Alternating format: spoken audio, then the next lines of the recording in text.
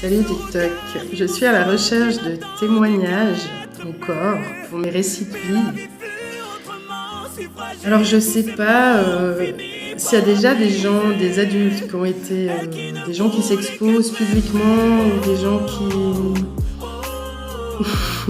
ont décidé de ne pas se laisser faire sur certaines choses. Est-ce qu'il y a des adultes sur TikTok qui ont déjà vécu du harcèlement moral?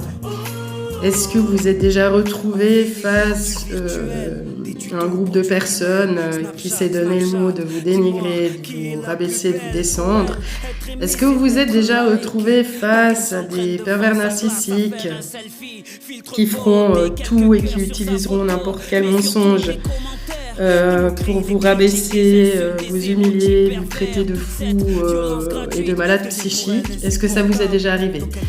Nous sommes en Suisse et le harcèlement moral n'est pas pénal en Suisse. D'ailleurs, aucun parti ne voudrait le rendre pénal, ce qui est bien dommage.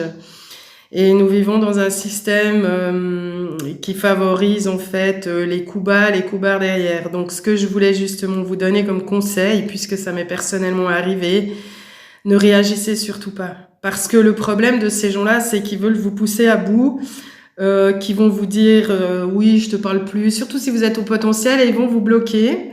Ensuite, ils vont divulguer des choses, ils vont parler de vous entre vous, et si vous essayez de les contacter, ils vont vous faire passer pour harceleurs, ou ils vont aller déposer des plaintes pour abus de télécommunication, des choses comme ça. Et j'aimerais savoir si ça vous était déjà arrivé. Si ça vous est déjà arrivé, s'il vous plaît, contactez-moi. Il y a trop de personnes qui se permettent de traiter les autres de malades, de fous, alors que ça n'existait pas. Ça n'existe pas, on n'a pas le droit de traiter quelqu'un de fou et de malade. Ça n'existe pas en vrai. Et vous savez, il n'y a que les psychiatres qui ont la capacité de faire ce diagnostic. Donc, si on commence à vous traiter de fous, de malades, de gens profondément malades qui avaient besoin d'aide, c'est certainement de la perversion narcissique. Dans la perversion narcissique, attention, parce que il y a pas mal de gens qui agissent pour d'autres ou qui sont manipulés et qui suivent certains mensonges qui ont été créés.